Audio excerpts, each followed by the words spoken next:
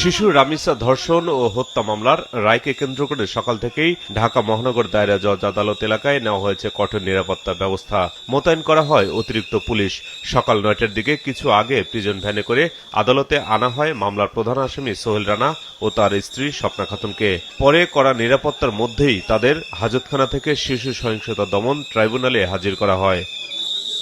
সকাল ১১টার দিকে সবার উপস্থিতিতে রায় পড়া শুরু করেন বিচারক। চলে ৩৫ মিনিট ধরে। রায়ে শিশু রামিসাকে ধর্ষণ ও হত্যার অভিযোগ সন্দেহাতীতভাবে প্রমাণিত হয় প্রধান আসামি সোহেল রানাকে মৃত্যুদণ্ড ও ৫ লক্ষ টাকা অর্থদণ্ড দেওয়া হয়। একই ঘটনায় সহযোগিতার দায়ে স্ত্রী স্বপ্না খাতুনকেও মৃত্যুদণ্ডের পাশাপাশি ২ লক্ষ টাকা জরিমানা করা হয়। ৪ কার্যদিবসে হয়েছে। এই ৪ কার্যদিবস অথবা সাধারণভাবে ৫ কার্যদিবসে বললেও ভুল হবে না। সেই নিরিখে এটা একটি মাইলফলক হয়ে থাকবে এই ধরনের অপরাধ দমনের ক্ষেত্রে।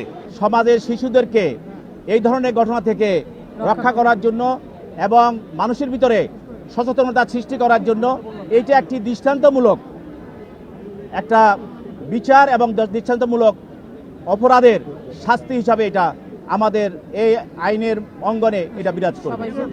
অন্যদিকে রাষ্ট্রনিযুক্ত আসামিপক্ষের আইনজীবী বলেন, সহযোগীকেও সমান দায়ে দণ্ডিত করায় আদালত একটি গুরুত্বপূর্ণ নজির স্থাপন করেছে।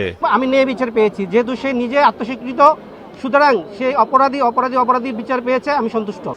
রায়ে সন্তোষ প্রকাশ করেছেন রামিসার বাবা। তবে দ্রুত রায় কার্যকর না হলে প্রকৃত বিচার মিলবে না বলেও জানান তিনি।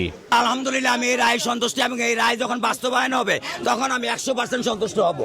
ট্রাইব্যুনাল জানিয়েছে, রায়ের বিরুদ্ধে ১ সপ্তাহের মধ্যে উচ্চ আদালতে আপিলের সুযোগ রয়েছে আসামিপক্ষের।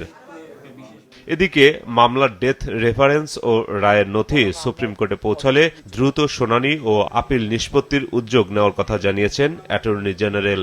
এই দেশের নাগরিকদের প্রত্যাশা পূরণের জন্য, সুবিচার প্রতিষ্ঠার জন্য যে নারী এবং শিশু নির্যাতন দমন আইনের অধীনে এই জাতীয় মামলা, অর্থাৎ শিশু রামিসা, আসিয়া এবং আপনারা কিছুক্ষণ আগে আপনারা উল্লেখ করেছিলেন রসুখা, এই সমস্ত মামলাগুলো শুনানির জন্য হাইকোর্টে একটি সুনির্দিষ্ট বেঞ্চ উনি গঠন করবেন, যেটা আগামী রবিবার থেকে কার্যকর হবে। দ্রুত রায় কার্যকর করে প্রধান বিচারপতিও প্রয়োজনীয় পদক্ষেপ নেবেন বলে প্রত্যাশা করেন অ্যাটর্নি জেনারেল। মাহমুদুল হাসান, মাছরাঙা সংবাদ, ঢাকা।